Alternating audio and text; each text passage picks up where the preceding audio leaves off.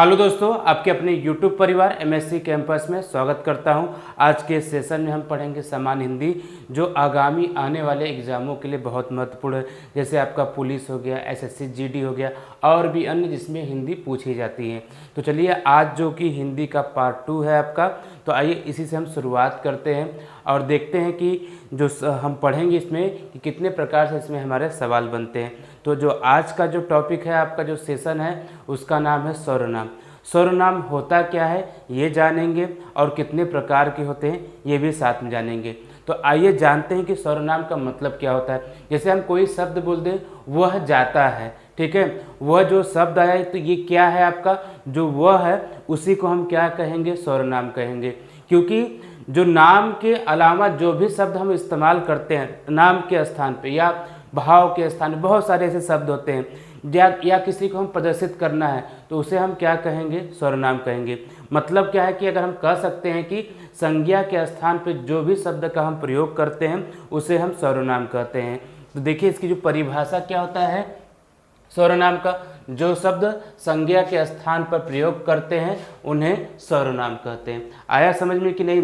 जैसे अगर एक हम सेंटेंस ले जिसमें हम बात करें कि मोहन एक बहुत अच्छा लड़का है, वो अपने माता पिता की आज्ञा का पालन करता है। तो जो वह बोले तो मतलब वह का मतलब क्या है कि जो मोहन के स्थान पे वो शब्द का हमने प्रयोग किया है, तो वह क्या हो गया, आपका सर्वनाम हो गया। क्योंकि उसके नाम के स्थान पे हम क्या लगा दिए हैं, वह लगा दिए। ऐसे अगर हमने पढ़ने में भी सुविधा मिलती है। तो आइए जानते हैं सर्वनाम के कितने प्रकार होते हैं। तो प्रकार मतलब क्या कह सकते हैं, हम भेद कह सकते हैं। तो जो प्रकार होते हैं आपके, ये 2 प्रकार के होते हैं, ठीक है। किस आधार पर आपका होता है, पहला होता है रूप या उत्पत्ति के आधार पर। मतलब जब सर्वनाम जो आपके रूप के आधार पर या उत्पत्ति के आधार पर हम देखेंगे ये कितने प्रकार के होते हैं। और दूसरा पढ़ेंगे हम लोग प्रयोग या व्याकरण के आधार पर, ठीक है। तो प्रयोग या व्याकरण के आधार पर इसको हम बाद में देखते हैं। सबसे पहले शुरुआत करते हैं कि रूप या उत्पत्ति के आधार पर सर्वनाम कितने होते हैं। देखिए, रूप या उत्पत्ति के आधार पर अगर हम बात करें तो जो आपके जो सर्वनाम होते हैं ये 2 प्रकार के होते हैं। कौन सा होता है, एक आपका होता है मौलिक, ठीक है, मौलिक सर्वनाम। और दूसरा क्या होता है, दूसरा आपका होता है यौगिक, ठीक है। दूसरा क्या होता है, यौगिक सर्वनाम होता है, ठीक है। एक क्या होगा आपका मौलिक सर्वनाम, दूसरा क्या होता है यौगिक सर्वनाम, ठीक है, सर्वनाम। तो आइए जानते हैं कि मौलिक सर्वनाम क्या होता है। तो मौलिक सर्वनाम का मतलब होता है मूल, मतलब जो सर्वनाम की संख्या पूछेगा आपसे यहाँ पर। और मौलिक सर्वनाम का मतलब क्या होता है, मूल, मतलब जिसकी उत्पत्ति मूल रूप से हुई है।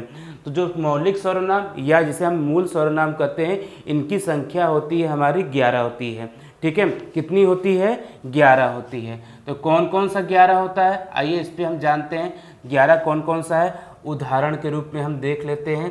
तो सबसे पहले आपका होता है एक मैं, ठीक है, मैं, फिर इसके बाद तू, फिर आप, ठीक है, आप हो गया।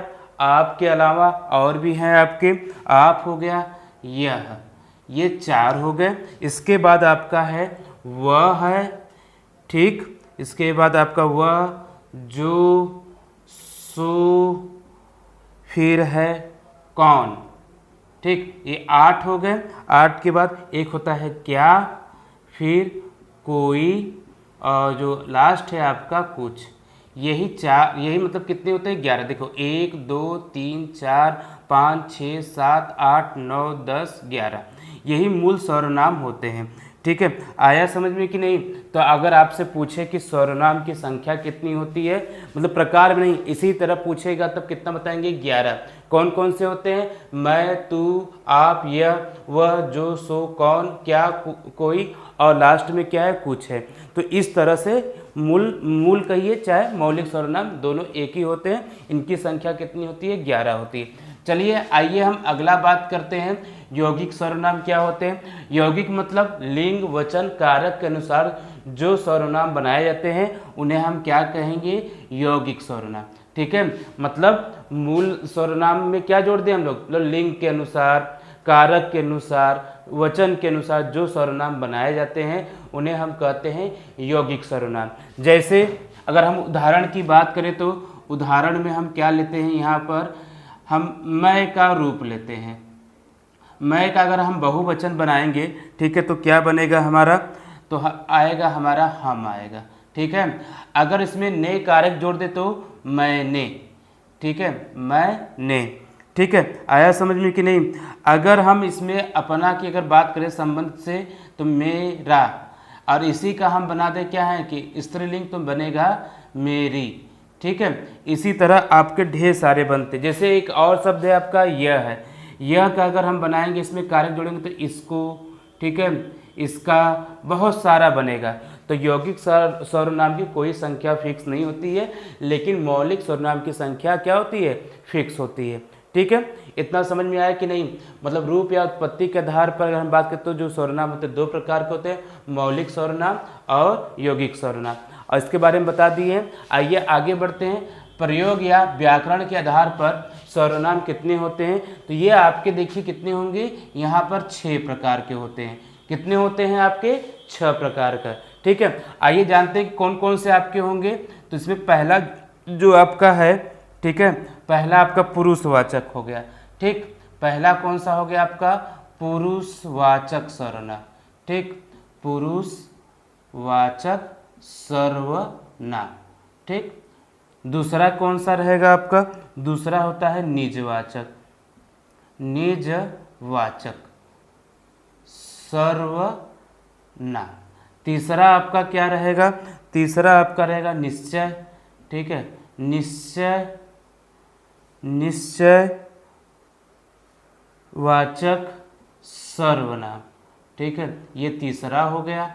और चौथा अगर आपसे पूछे कि चौथा बताइए, तो इसमें मतलब कि एक निश्चय हो गया, तो दूसरा क्या हो जाएगा आपका, अनिश्चयवाचक सर्वनाम, ठीक है, अनिश्चयवाचक सर्वनाम, ठीक। पांचवा अगर आपसे पूछे तो बताइए, तो प्रश्नवाचक सर्वनाम, प्रश्नवाचक सर्वनाम।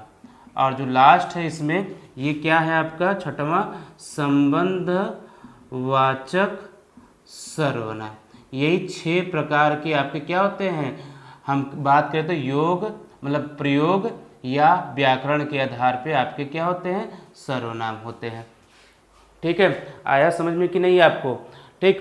तो अगर हम बात करें, अगर आपसे कोई पूछे कि प्रयोग बताइए या व्याकरण के आधार पे बताइए तो सर्वनाम कितने प्रकार के होते हैं, या आपसे कहें कि बताइए सर्वनाम के कितने प्रकार होते हैं, तो आप हमेशा कितना बताएंगे, 6 प्रकार का बताएंगे, क्योंकि हमें किसके आधार पर पढ़ना और बताना होता है, प्रयोग या व्याकरण के आधार पर। तो समझ में आया कि नहीं, प्रयोग या व्याकरण के आधार पे जो सर्वनाम कितने होते हैं, 6 होते हैं। पुरुषवाचक सर्वनाम, निजवाचक सर्वनाम, निश्चयवाचक सर्वनाम, अनिश्चयवाचक सर्वनाम, प्रश्नवाचक सर्वनाम, और लास्ट कौन सा होता है आपका, संबंधवाचक सर्वनाम।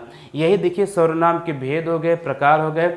अगर आपको कहीं भी डाउट हो तो आप हमसे पूछ सकते हैं, ठीक है। तो जो इसकी जो परिभाषा है आपका, हम अगले वाले भाग में लेके आएंगे, ठीक है। यदि आपने वीडियो को सब्सक्राइब नहीं किया तो सब्सक्राइब कर लीजिए, ताकि आपको नोटिफिकेशन मिलता रहे। हिंदी में अगर कोई भी डाउट है आपको, ठीक, तो आप हमें कमेंट करके पूछ सकते हैं। जय हिंद, जय भारत, धन्यवाद।